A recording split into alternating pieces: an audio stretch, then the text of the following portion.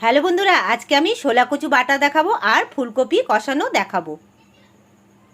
প্রথমে দেখাবো শোলা কচু বাটা। একটা মিক্সচার গ্রাইন্ডার জারের মধ্যে সাদা সর্ষে নিয়ে নিচ্ছি, শুকনো গুঁড়ো করে নেব আগে। দেখুন শুকনো গুঁড়ো করে নিয়েছি। এখন একে একে সর্ষের মধ্যে সব উপকরণ দিচ্ছি। কচু, কাঁচা লঙ্কা, রসুন, নারকেল, সামান্য একটু জল, মিহি পেস্ট করে নেব।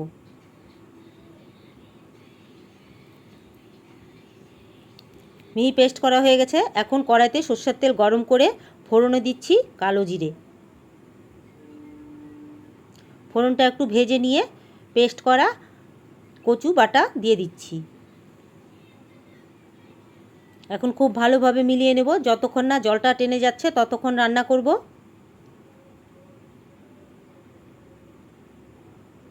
কচু বাটার সাথে সামান্য একটু চিনিও মিলিয়ে রেখেছিলাম। চিনিটা দিলে স্বাদটা দ্বিগুণ হয়ে যায়। দেখুন জলটা পুরোপুরি টেনে গেছে, হয়ে গেছে কচু বাটা। নামিয়ে নিলাম। এখন ফুলকপি কষানো দেখাবো। ফুলকপিগুলোকে কেটে ভাপিয়ে নিয়েছি একটু। মশলার জন্য আদা, রসুন, পেঁয়াজ, লঙ্কা, টমেটো নিয়েছি।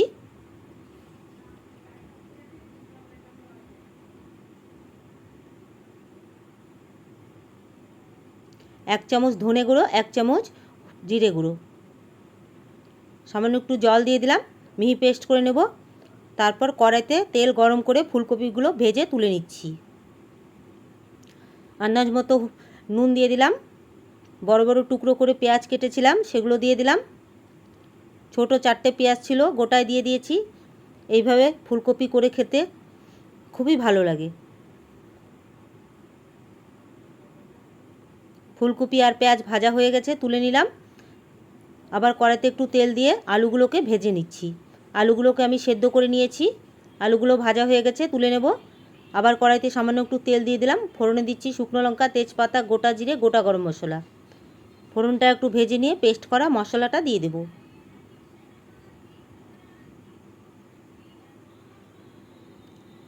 আন্দাজ মতো হলুদ গুঁড়ো,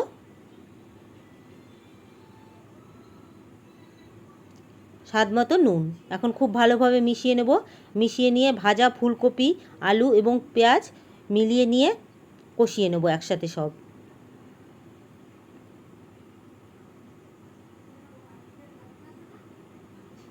মেলানো হয়ে গেছে,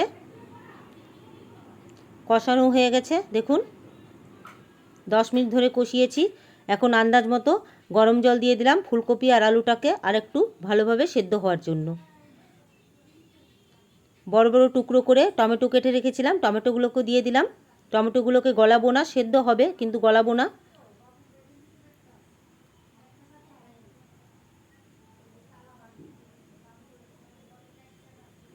জলটা পুরো টেনে গেছে দেখুন।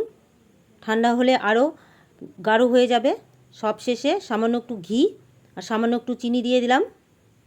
আবার খুব ভালোভাবে মিলিয়ে নেব। মিলিয়ে নিয়ে 10 মিনিটের জন্য ঢাকা দিয়ে দেবো এবং গ্যাসটাকে অফ করে দেব।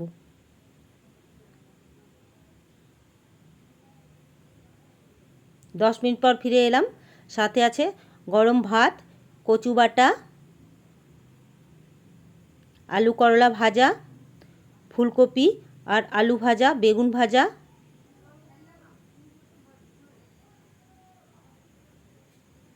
আলু সেদ্ধ মাখা, মসুর ডাল করেছি 5 ফোড়ন সোমবার দিয়ে পাতলা করে, সেটা দিলাম। আর কষানো ফুলকপি। প্লিজ বন্ধুরা, আমার রেসিপিগুলো এবং ভিডিওগুলো যদি আপনাদের ভালো লাগে তাহলে একটা লাইক, শেয়ার এবং কমেন্ট করবেন। আপনারা কমেন্ট না করলে আমি কি করে বুঝবো যে আমার রেসিপিগুলো আপনাদের ভালো লাগছে? তাই কমেন্ট করে আমাকে জানান, তাহলে আপনাদের ধন্যবাদ জানাতে পারবো। আগামী দিনে আপনাদের জন্য নতুন কোনো রেসিপি নিয়ে আসব। আপনারা আমার পাশে থাকুন এবং আমাকে সাপোর্ট করুন।